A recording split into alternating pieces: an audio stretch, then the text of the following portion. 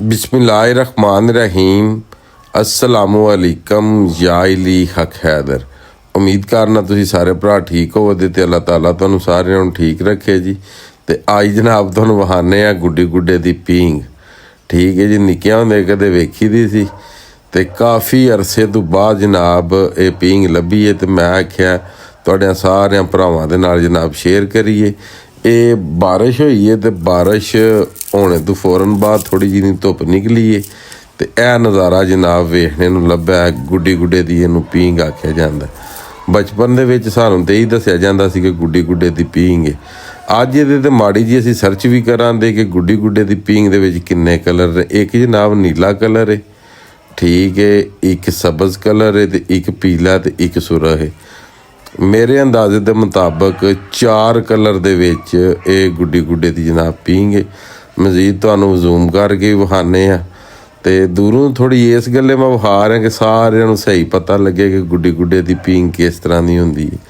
ते मजीद जिहड़े शहरां 'च रहने वाले ने उन्हां दे काम काज ही इन्ने ने कि उन्हां नूं फुरसत ही नहीं कदे होई कि की सूरत हाल है। वेख रहे हो नीला सबज़ पीला ते सुरख जी।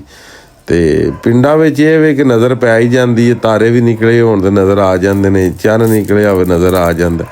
तो शहरां विच अक्सरीयत च कोई नहीं पता हुंदा जनाब रात किहड़े वेले होई है ते दिहाड़ किहड़े वेले होई। अक्सरीयत जांदे रवी दे शहर बड़े भी टाइम ना सोवीए ना तो रात का 1 1:30 2 वज जांदा। तो लाइटां ही इन्नियां की हुंदियां ने उत्थे, तारियां दी समझ जनाब कोई नहीं आउंदी बई किहड़े वे चढ़े ते किहड़े वे ना चढ़े। तो कोई 4 दिन रह के तो जनाब पिंड आ जाइए ना तो इंज ही पता लगता कि जिस तरह ना पता नहीं किस जगह ते आ गए नेरे ही नेरा। वे सकदे तुसीं पानियों पानी होई पई जनाब हर चीज़। अल्हम्दुलिल्लाह अल्लाह दी रहमत जनाब बारिश वसी है काफ़ी ज़्यादा, तकरीबन 4-5-6 महीनों तो बाद। तो गली च गए हैं, मैं कहा गली च जाके व्यू लईए। हुण जनाब छत आ गया, हुण छत तुहानूं विखाने आ। छत ते फिर नज़ारा ਇਹਦਾ अपना ही है। पहला भी मैं छत ते था, फिर छत ते आ गया। तो माशाअल्लाह अल्लाह ताला दी कुदरत है। तो साढ़े वास्ते तो बड़ा एक समझ लो कि ये नज़ारे वाली तो खूबसूरत जी चीज़ है जी, जी गुड्डे गुड्डे दी पींग है जी। की समझते हो, ये काफ़ी अरसा गुजर गया तो हुण वेखीए कि गुड्डी गुड्डे दी पींग पे आ। नहीं तो कदे किसी जमाने तकरीबन डेली बेसिक ते वेखी जाती सी तो हुण काफ़ी अरसे तो बाद जनाब वेखी गई है जी।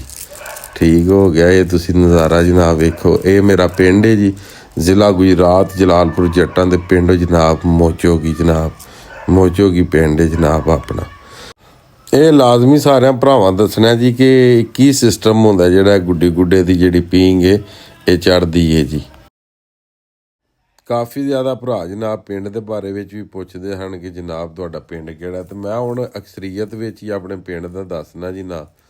मेरे पिंड दे नाल जिहड़े गाँव ने जी, जिहड़े दूसरे पिंड ने छपाला ते नशहरे दे सेंटर दे विच मौजूगी। जलालपुर जट्टां तो रोड हुंदा है, हैड मराला बाईपास भी आख लो, जलालपुर जट्टां तो छपाला रोड भी आख लो जी। ठीक है जी।